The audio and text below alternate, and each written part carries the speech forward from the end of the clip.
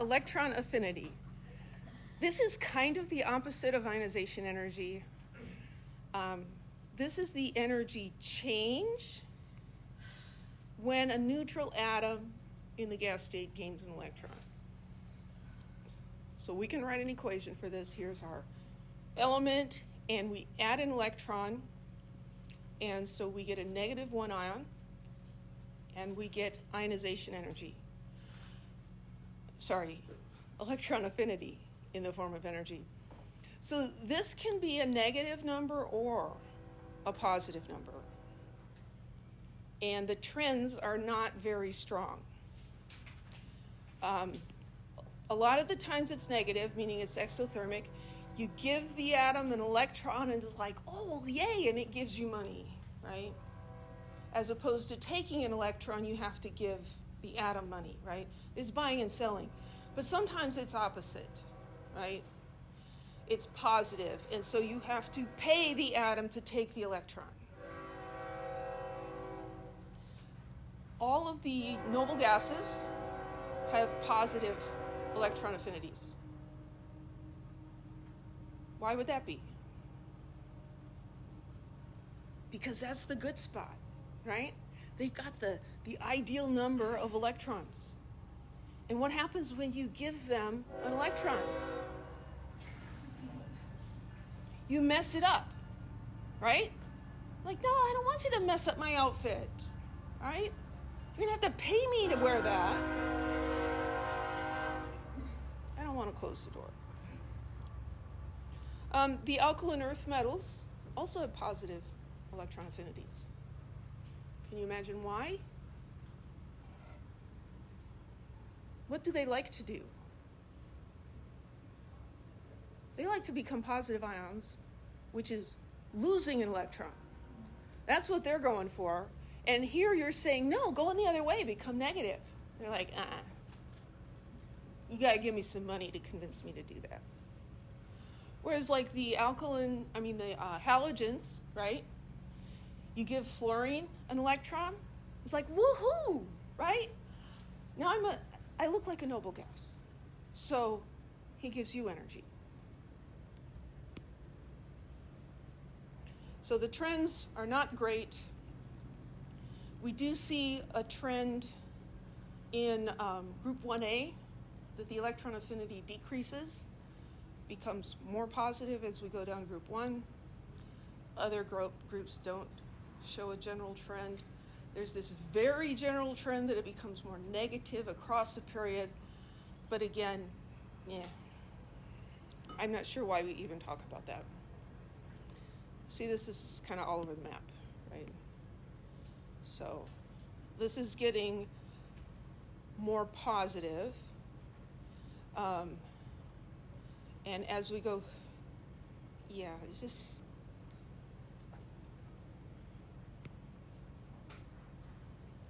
properties of metals and nonmetals. Many of these things you kind of just know by instinct. Metals are malleable and ductile. Okay, those are weird words. Malleable means it's shapeable. If you take a piece of metal and you bang on it with a hammer, you dent it, right? It doesn't shatter into a zillion pieces. You just dent it. So malleability means that. Ductility means you can draw it into a wire. So you go home and look up on YouTube how they make wires. So that one should be okay.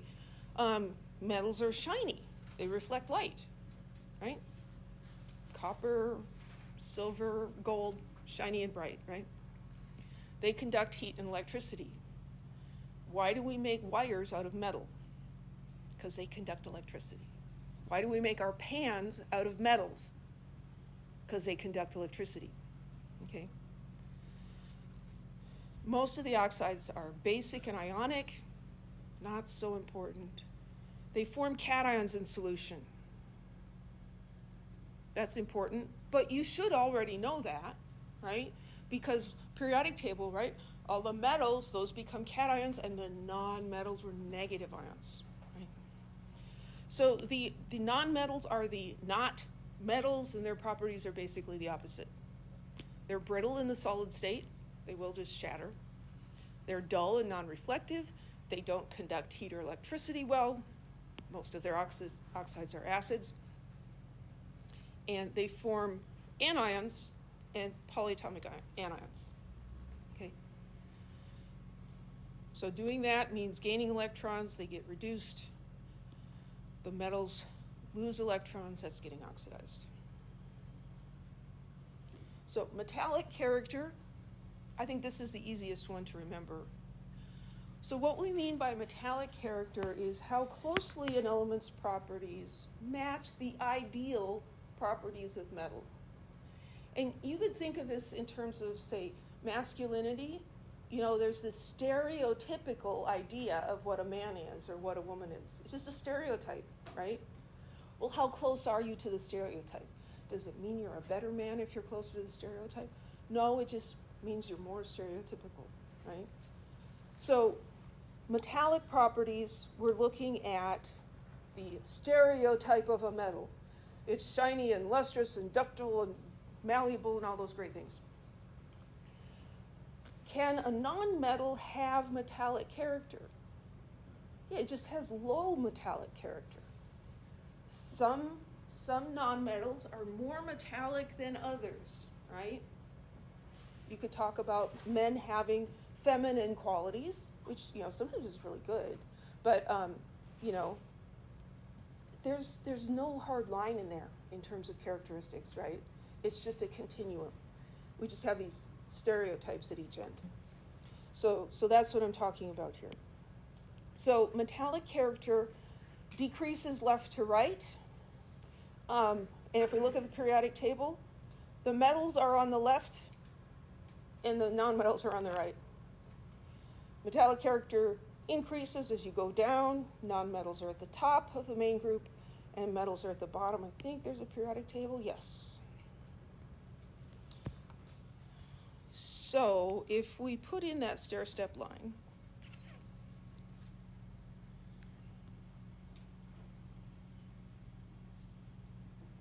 so that's separating the metals and the nonmetals, right? These are nonmetals, and these are the metals. Well, if we go down, let's pick this one. We have nonmetals at the top and metals at the bottom. As we go down, are they becoming more metallic? Yeah. Going across. As we go across, we go from metals to nonmetals. We're becoming less metallic. Okay? It's kind of just on the periodic table. You just have to look at it. So this is showing the trends. So we can do these as well. Let's do letter C. Phosphorus or bismuth. There's phosphorus. There's bismuth. Some of these questions are kind of no-brainers. Which one is more metallic? Maybe the metal? Right? This one's a metal, and that one's a non-metal. Which one's more metallic? The metal is more metallic. Now, if I just asked you about bismuth and you didn't have a periodic table, bismuth doesn't sound like a metal, right? Nobody has a picture of what bismuth looks like. It is a metal. It's not a very great metal. It's kind of metallic. Or if we look at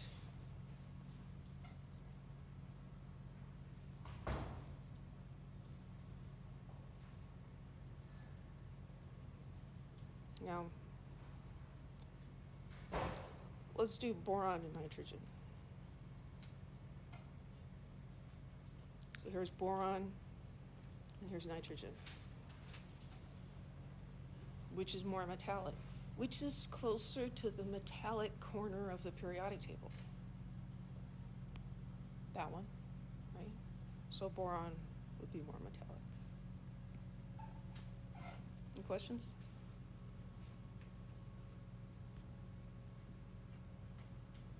So this is a summary of periodic trends.